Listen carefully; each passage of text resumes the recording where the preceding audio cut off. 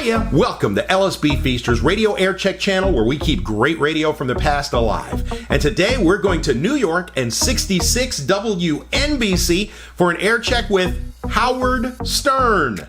Yeah, back in the 1980s, a lot of AM music stations were pretty much dying or already dead. But 66 WNBC was doing pretty well, playing the hits mainly because of their high personalities on the air. Big names that were very entertaining, like Don Imus, Soupy Sales, Alan Colmes, Joey Reynolds, Wolfman Jack, and of course, the one and only Howard Stern. Stern was on WNBC for only 3 years. That's it. But during that time, he created must-listen-to radio for New Yorkers who were headed home. Stern and his antics became very popular in afternoon drive throughout his 3 years at WNBC. But during that time, Stern was doing a lot of headbutting with management, programming, and some of the other jocks on the station, mainly Don Imus and program director Kevin Metheny, who Stern nicknamed Pig Virus on the air. Many of these conflicts were dramatized in Stern's autobiographical book and film, Private Parts. On September 30th, 1985, Howard Stern was abruptly fired from WNBC, supposedly due to pressure from NBC corporate. After a little bit of time on the beach, Howard got a new gig doing the afternoon show across town on WXRK 92.3 K-Rock, and eventually he moved from afternoons to mornings, replacing Jay Thomas, who was the morning man. Hey, give this a listen if you've never heard Stern on NBC. It's really an interesting listen. Give it a thumbs up if you like it, subscribe to the channel, and if you have any old WNBC air checks lying around your house, or any air checks at all, we would love to showcase them here. Just let me know down in the comments below. I gotta thank Charles Hallett for this air check of Howard Stern on 66 WNBC, New York. And I've been handed this sheet of paper that is from our promotion department to inform us that this weekend, in an effort to boost the ratings of the station, they're having their Psychedelic weekend. Oh! Psychedelic weekend. You mean I'm going to see colors coming out of my radio? That probably means Gary Bridges will be the disc jockey. BB. BB, they're going to bring him back. Oh, for sure. Psychedelic, Mom. Yeah, if you missed Haight-Ashbury, if you miss Timothy Leary, guys like that. And his brother Really Leary. You'll want to tune in for this exciting programming event, which I think, if you read between the lines, I think what they're going to do is play a lot of Who records. And, and Jimi Hendrix. And Lucy and the Sky and Diamonds from the Beatles. All that stuff. But are they encouraging people to take drugs while they listen? I believe so. This is a big campaign by the station. They all know he'll meet a woman that way. Drink beer. Drink beer and take wine and inject intravenous drugs. All this weekend to the radio. By a lava lamp. Happy tracks to you. Happy tracks for you. Until we shoot. What? I'm sure it'll be the Who Magic Bus and Psychedelic weekend. I'd like to know what the heck it is. Because the only people listening to this station this weekend will be people who are wrecked on drugs. I mean, that was what that music was for. People took drugs and listened to that music. It doesn't sound good when you're straight. That's right. So, I think there'll be a lot of people who were Grateful Dead fanatics. Oh, no. These types. They did a thing on 2020 or one of those shows. It was West 57th Street. On people who follow around the Grateful Dead. In buses and vans. Yeah, that's pretty cool. And live on communes. You're not too much of a mutant. Never have had jobs. Yeah. And know how to take their drugs. Yeah. Sounds like Imus. 634 WNBC. I tell you what, let's go to them phones. All right. Whoa, hey, all right, let's hit the phone. Yeah. All right.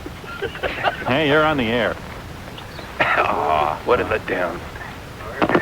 You're on the air. Howard, how you doing? Okay, babe. How's the book deal going?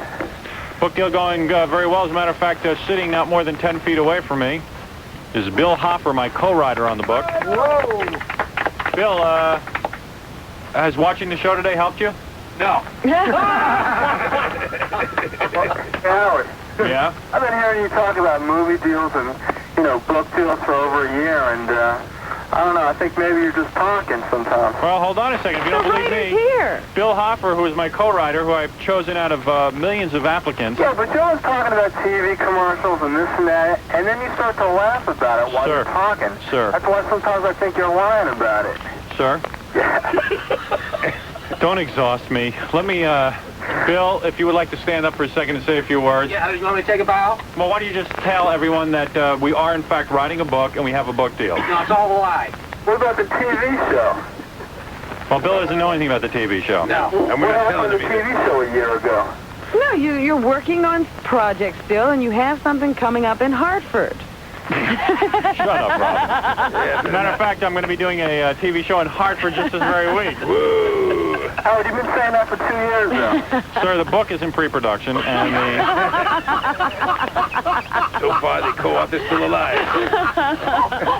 Yeah. Hey, how is Bill's health? Did you text? Bill, is your health all right? Because the last guy I made a TV deal with died on me.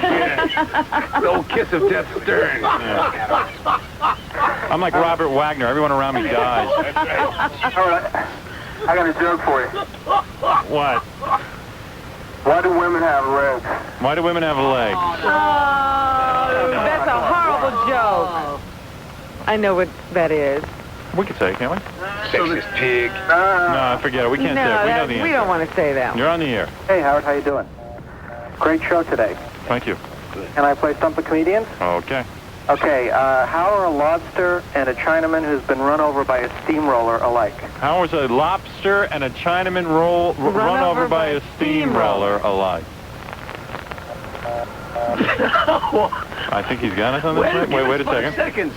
A lobster and a Chinaman run over by a steamroller. Well, let's find out. What is it? They're both crustaceans. Both crustaceans. Asian. That's pretty good. That isn't bad. All right, now, Quick, Jackie, write that down for the next book. I did already. let me, of course, award you a Beanstalk dinner for two. All right. All right? Love it. Compliments of the Beanstalk restaurant. Take care Okay. of yourself. Hold on. Thanks, Howard. Crustacean. You're on the air. I'm on the air? Is this dial-a-date? Computer? What day is this? What? No, is this Stump the Comedian Now, series? guess the day show. I have a good joke for you. Do you want to hear it? Sir, if stupid was fat, you'd need a boomerang to throw a scarf around your neck. All right, you ready? What's a great formula to keep blacks in their place and also get your clothes sparkling white? What is it? What is a great what? Formula. Yes. Keep blacks in their place and also get your clothes sparkling white. Apartheid. Very good. Apartheid. Thank you, Mr. Dumb. Cute. That's dumb. And you're the guy who always calls in with these anti-black jokes. Now, I'm not a racist. It's just in humor. Right. Yeah, Is this Desmond Tutu? yeah. You tease because you love. Well, I'm sorry you don't like it. Bye. Ooh, insulted. Ooh. You insulted him, I right? am really hurt. I've never called before. Kill Yes, yourself. you have. I recognize your voice. I've never called before. I swear to the good Lord. By the way, in case you were wondering what happened to him, this is the guy who threw the clock out the window so he could see time fly. I'll give you one more joke. All right. Thank you. What did the child that was born just ahead on his 14th birthday when his parents gave him a wrapped present, what did he say? He said, I hope it's not another hat. I'm afraid he said, not another hat, I hope. We just said that. You dumb Jackie. All right, thanks. Hi. You're on the air. Hi. Hi. Okay. Yeah, listen. I'm on CBS, and I got a question. The other night you were talking about Michelle Marsh. Yeah? Well, we, just kind of give you an inside idea of what she really is like.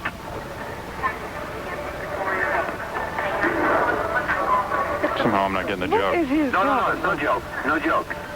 You were talking about Michelle Marsh. You were talking about Jane Mitchell. And see, the thing is that you people only see half of Michelle Marsh. You never see the rest of her. Yeah, I know. We talked about that. Yes, I know. But the thing is that, she's very disillusioning. I know. We talked about that, sir. She has a wide butt, right? She Is has that a what you're big talking body. about? We know that. Yeah, she also has, feet that point out from one end to the other. They call it 10 after 10 up in the set. And as far as Jane Mitchell goes, I really don't think that you would want to take her out. Jane Mitchell. I Who's don't Jane even know Mitchell? her. Yeah. Oh, the one from 57th Street? No, you're thinking of...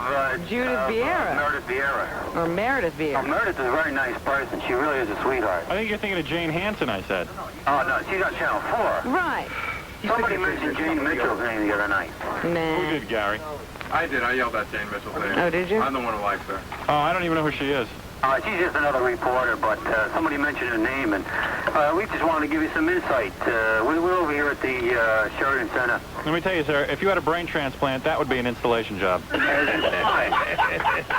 What?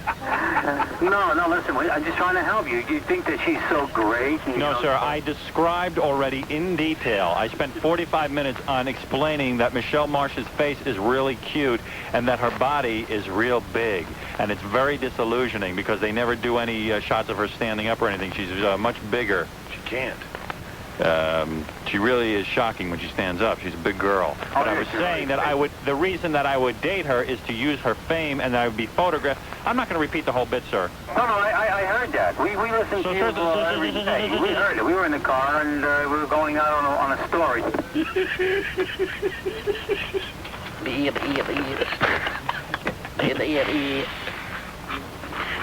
Bob, my mother needs a vacuum cleaner. You think his head is available? Yeah. I'm an anchor. Wait a minute, person. Hello? Hello. Hi. How did Donna Fiducia's family first come to this country? How did Donna Fiducia's family first come to this country?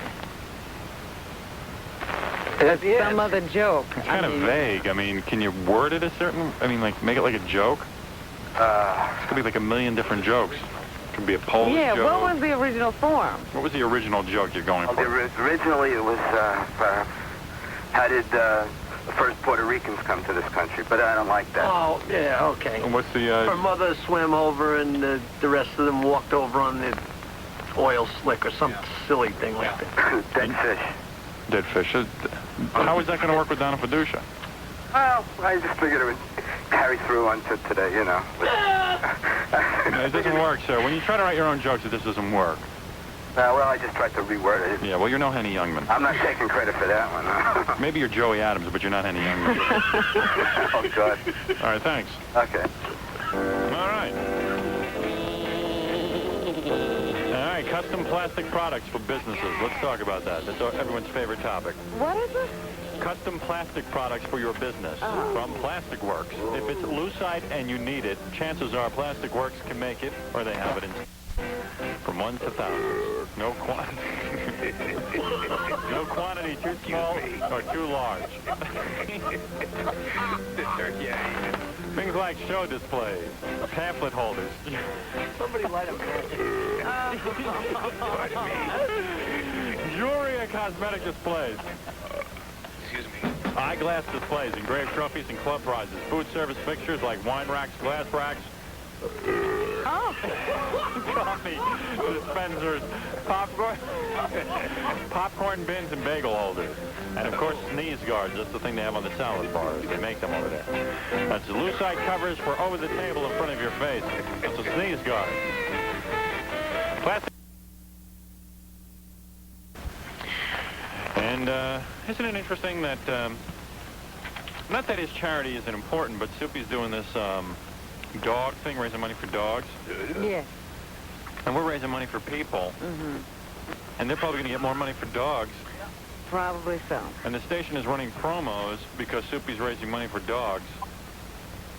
And the New York Post took a picture of Soupy because he's raising money for dogs. And we're raising money for AIDS. And people... Nobody's written about us. The station isn't running any promos. No. And, The station's priorities is kind of weird. Really? What? Let's do something for dogs with AIDS. Maybe that'll get the money out. That might do something. Don't you find that kind of curious? I do. It's an incredible social comment. We'll all be dead, but the dogs will be around. Do dogs get AIDS? Well, I guess if you're Bernard Laguerre's dog, you might get it. This. Rock Hudson's dog might have it. See, I don't know. I don't know if dogs can get AIDS. I don't know. What says Donna? No. She only knows horses get AIDS. Hey, look who just came in. Jack Spector dragged in his two cousins from Brooklyn. What are they, your nephews? Cousins, Livingston, New Jersey. How old are they? 17 and 20.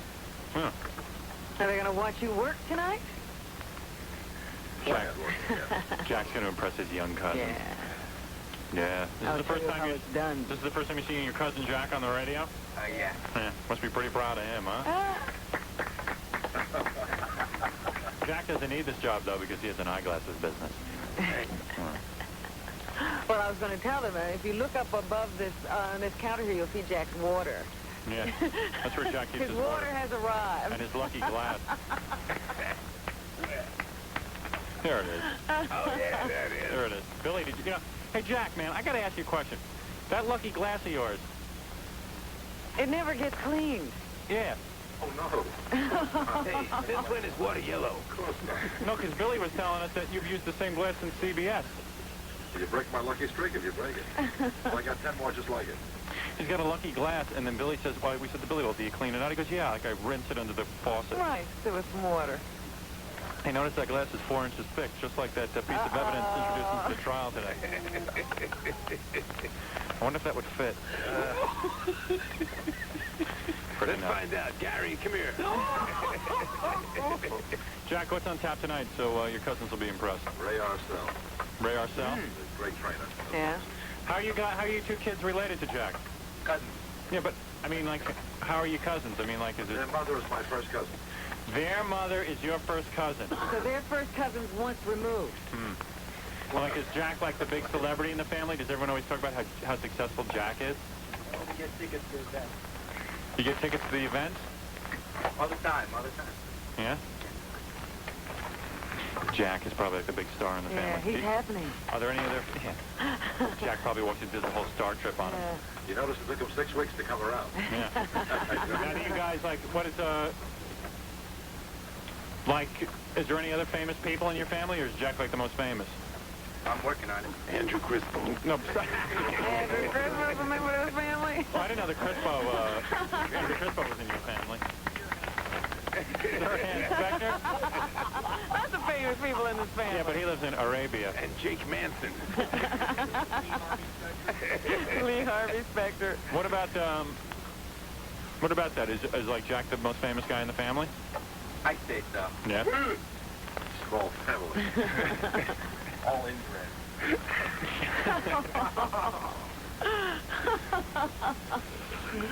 A lot of inbreeding there. I can see the resemblance. All of them have 3 eyes. Oh, come on. Well, it's nice to have you kids here, and certainly, being near your cousin every night is a Well, thrill for us. yeah, I mean, if you can live up to his kind of success, you're going to have a wonderful life. That's right. Hopefully you'll get in radio, and you'll get a job at CBS FM playing sock ops on Saturday night. Somebody's going to do it. Yeah. Now, were you guys upset by that Phil Mushnick article that came out slamming your cousin? And I missed that one. Well, it was all a bunch of filthy lies. That's right. Jack told us so. No, it's certainly embarrassing when you got to have your cousins up here. I know it's something that I've had to do every once in a while. Yeah. I'm sure Jack is just can't wait to get the kids out of the hell out of the studio. It is a real pain in the ass when cousins come by. Yeah. I've had that happen to me. And you gotta walk them around the station, introduce them to everyone. You feel like a real geek. I'm sorry to see you going through that, Jack. As much fun as you guys are having him, you're going to tell all your friends you're up in NBC with your cousin Jack. It's pretty embarrassing for Jack. Just so you know that you're embarrassing him. It's okay, Jack. I took care of it. They'll never do this to you again. I want to thank Jackie, my beautiful joke man, Oh, the joke person. who came here tonight. He's going to be over at Rascals. performing his special brand of humor.